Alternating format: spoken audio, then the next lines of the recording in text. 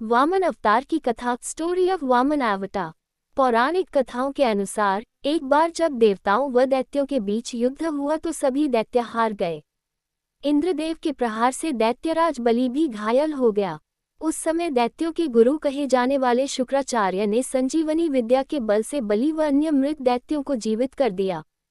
यही नहीं, दैत्यों को और बलशाली बनाने के लिए शुक्राचार्य ने एक विशाल यज्ञ कर अग्निदेव को प्रसन्न किया और वरदान में रथ, बाण व अभेद्य कवच हासिल कर लिया। बल मिलने के बाद दैत्यों ने अपनी विशाल सेना को युद्ध के मैदान में उतरकर अमरावती पर आक्रमण कर दिया। वहीं दैत्यों के बढ़ते बल को देख देवराज इंद्र भयभीत हो उठे। वह ये जानते थे कि अगर दैत्यराज बलि 100 यज्ञ कर लेगा तो वह स्वर्ग जीतने में सक्षम हो जाएगा। इंद्रदेव भगवान विष्णु की शरण में गए और मदद की गुहार लगाई। विष्णु जी ने इंद्रदेव से कहा कि वह स्वयं वामन रूप में माता अदिति के गर्भ से अवतार लेंगे और सभी समस्याओं का समाधान कर देंगे। महर्षि कश्यप के कहने पर माता अदिति पुत्र प्राप्ति की कामना करते हुए उपासना करती है, जिसके बाद भगवान विष्णु भाद्रपद मास की शुक्ल पक्ष की द्वादशी तिथि के दिन माता के गर्भ से वामन रूपी अवतार में जन्म लेते हैं। भगवान विष्णु अपने इसी अवतार में ब्रह्मचारी ब्राह्मण का रूप भी धारण करते हैं।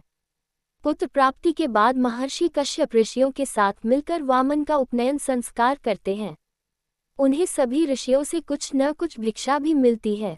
भिक्षा लेने के बाद वामन बटुक पिता महर्षि कश्यप से आज्ञा लेकर दैत्यराज बलि के पास जाते हैं।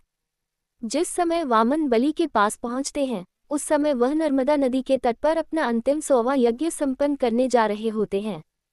वामन अवतार भगवान विष्णु जी बलि के पास जाकर उससे भिक्षा में 3 पग भूमि मांगते हैं। दैत्यों के राजा बलि गुरु शुक्राचार्य के मना करने के बावजूद वामन को 3 पग भूमि दान देने का वचन दे देते हैं। जिसके बाद भगवान के अवतार वामन एक पग में स्वर्गलोक व दूसरे पग में संपूर्ण पृथ्वी नाप लेते हैं। अब उनके पास तीसरा पग रखने के लिए कोई खाली स्थान नहीं बचता। ये देख राजा बलि चिंतित हो उठते हैं और तीसरे पग के लिए अपना सिर आगे कर देते हैं और कहते हैं कि प्रभु आप तीसरा पग मेरे सिर पर रख दीजिए। वामन बलि के कहे अनुसार उसके सिर पर तीसरा पग रख देते हैं। इसी के साथ दैत्यराज बलि को पाताल लोक में रहने का आदेश देते हैं। वहीं बलि की वचनबद्धता देख भगवान विष्णु के अवतार वामन प्रसन्न हो जाते हैं और बलि से उसकी इच्छा पूछते हैं। इस पर बलि भगवान से रात दिन अपने सामने रहने का वरदान मांगते हैं, जिसको स्वीकार करते हुए विष्णु जी पाताल लोक में दैत्यों के राजा बलि का द्वारपाल बनकर हमेशा उसके सामने रहते हैं।